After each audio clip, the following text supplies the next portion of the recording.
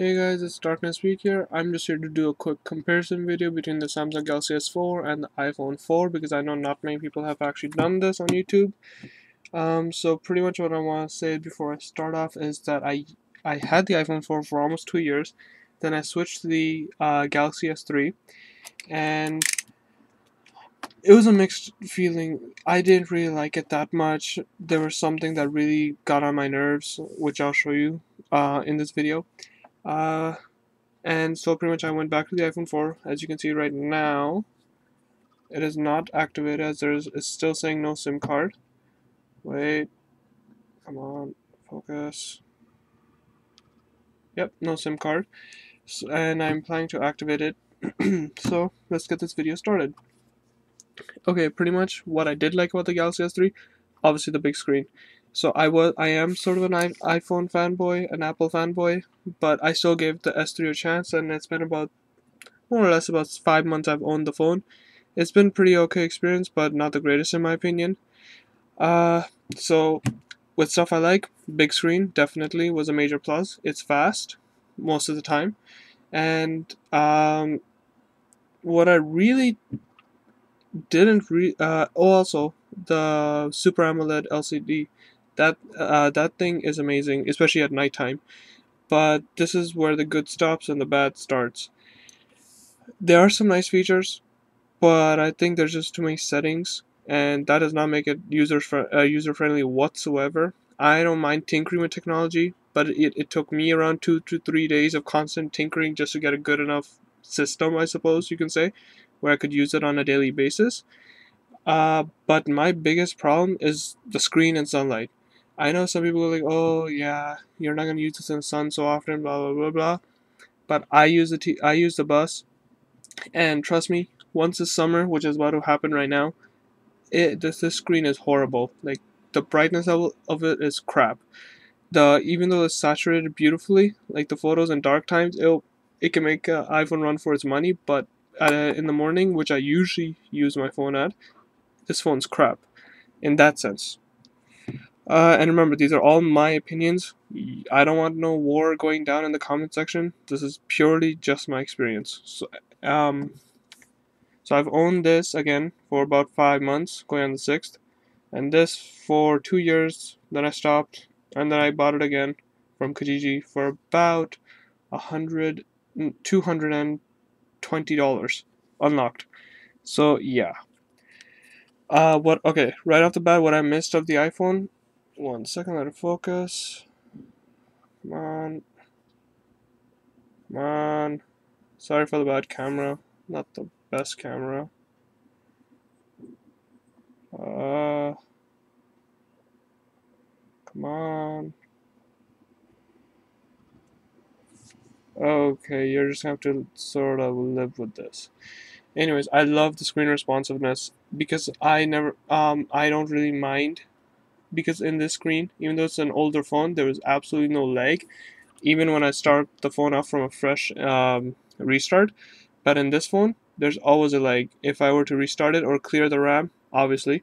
But my biggest problem is when I restart it. This thing lags until everything gets back up and running. It takes about 30 seconds to a minute. Personally, I hate the plastic in the back. I will try to show you why. So it's been on a cover pretty much since day one, and somehow, if my camera can pick it up, uh, I don't think it can. Trying. This is really difficult. Okay, it can't, but you're just gonna have to take my word for it. There's like a bunch of scratches on the back. I have no idea how.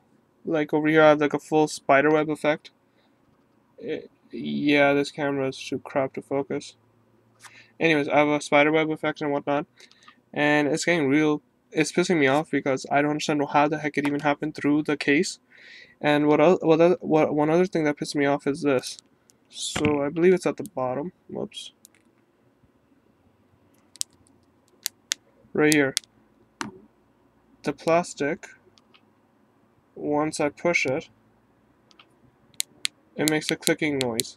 This is the back cover just pushing in because it doesn't actually sit firmly. I hate that. It gets to my nerves a lot.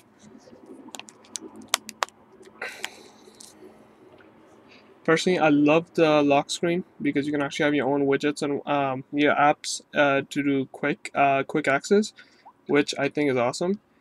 Um, Camera is amazing on this. If I didn't already mention that, flash is amazing on this. Speakers I personally hate because every time I'm playing a game, my my left hand is usually covering the speaker, and then it sounds pretty crap. And also, my biggest problem is not really when I'm playing a game, is when I have an alarm on.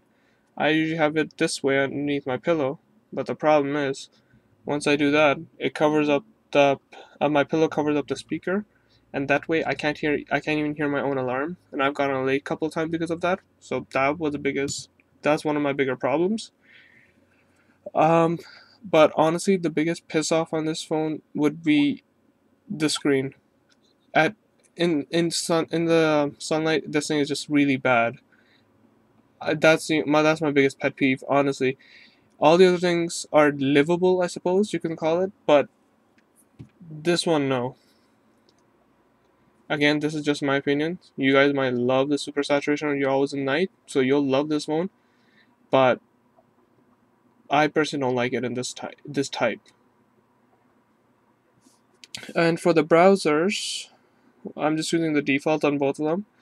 And I will try to load up a page to show you speed differences. So, a almost 3-year-old phone to last year's model.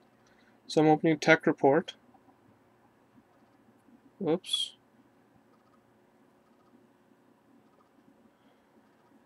As you can see, the Samsung Galaxy S3 would have beaten it, but let's try that again. Let's see. Okay, 3, 2, 1. Which was pretty much neck and neck. There was barely pretty much a second of difference at best. Let's try YouTube, and that'll be the last one. YouTube. The S3 did beat it by like 2-3 seconds, but that's to be expected considering the technology upgrades. Another thing I do like about the iPhone is what do you say, iMessages. I personally love those. Like, they are so fast over Wi-Fi or your own data. And the S3 has quite a bit of issues with its notifications. I could send something and it'll take forever to actually send it through messages. I'm not actually gonna open it because I'll show the personal contacts, but it'll take forever to send it. And sometimes, if it feels like it'll send the picture messaging, and sometimes it won't, which is sort of stupid. I've called up Wind. Oh, by the way, this is the Wind. This locked to Wind. I've called up Wind. Their services are working clearly because it does send it half the time, the other half it doesn't. But it's just not consistent in my opinion. One other thing, 1 second, so you don't see the photos, is their gallery app. This might just be my problem, but let's see. Sure, math problems. So I'm used to going this way on the iPhone to get the newer ones, and when I got this is totally the opposite way, which sort of flipped me out the first few times, but I guess you can get used to it. But I personally hate it going this way. It just didn't make logical sense to me. But maybe that's because I'm coming from an iPhone, as being an iPhone user. So that's another thing. Oh, my another really big issue. This part of the oops, around this area and down, this part of it gets really hot no matter what you're doing. I could have my hotspot on for about 5 minutes and this thing would start burning up through the cover, and it's really really annoying. Go on the app, go on YouTube, I mean, and go on the internet. This thing will start burning up really really quick. Again, it could be a defect in mine, but it gets hot, really really hot, really quick. The iPhone, I've still never had a problem with. I could be playing one of the most intense games, and as far as I know, my hands never got hot or hot enough where I actually started sweating, and I don't really have a problem with that. But what I do like though of Android is their customizability. I'm not going to lie, I actually do really like that fact of it. The iPhone, you're sort of stuck in their network and how it works, which is it's not the worst implementation, but it could have been a lot better. And other than that, I can't really say much. But just to break it down for you guys, the pros for the S3 was big screen, amazing looking screen because with a Super AMOLED, and customization. Obviously, that always comes with Android. Also, its speed.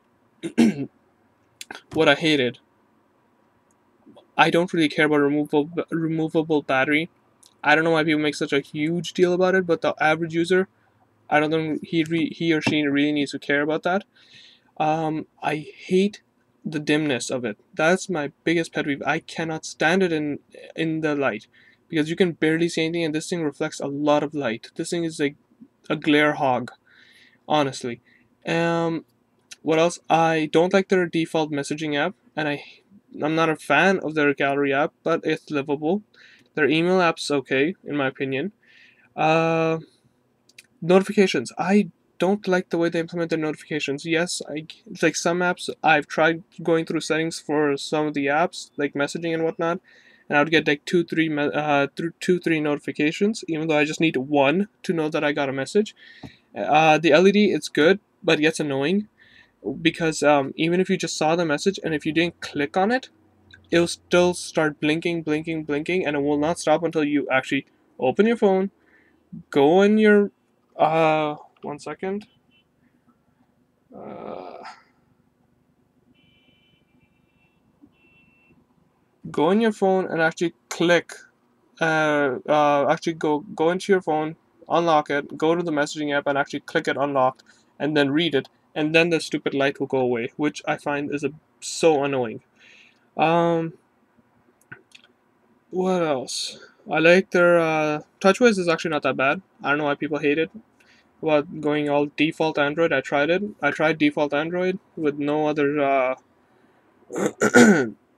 third-party manufacturers' skins on top of it. I found TouchWiz to be actually pretty good. It was pretty usable. Yeah, it has a lot of crap downloaded by Samsung, which I wish I could remove, but whatever. Um, this is gonna be a pretty long video. Hopefully, I'll finish it within 14 minutes. Um, what I what I like with the iPhone personally, the fluidness. I love this phone. iMessages is another plus. Photos, their gallery app, their default gallery app. I love it. Safari's almost as fast as the S3, which I find it pretty funny. We're on the same Wi-Fi network, and the S3 is about almost 3 years old. What do you say, newer than the iPhone 4? Yet the iPhone 4 is holding its own quite well. iPhone 4 Apple in general has a lot more support for apps in my opinion. Then again, that just might be me. But the biggest problem is this with the Samsung Galaxy S3, their music player.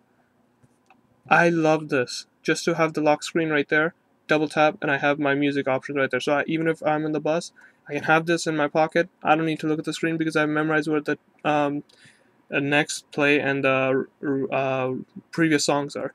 I hate their default music app. I know you can download third-party ones, but then again, that sort of takes away from the user experience because you have to hunt down some of the apps, and only then can you have like a livable.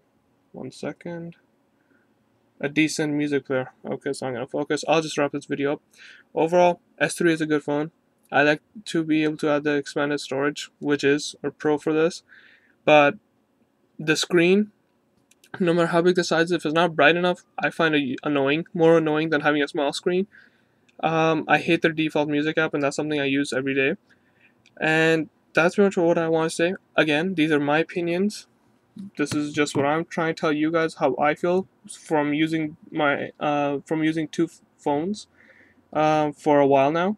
So I have had about 5 months experience with this one and almost 2.5 years with this one. So I'm perfect. I know what I'm talking about, hopefully. And yeah, I hope you guys enjoy the video, and I'm going to end it now.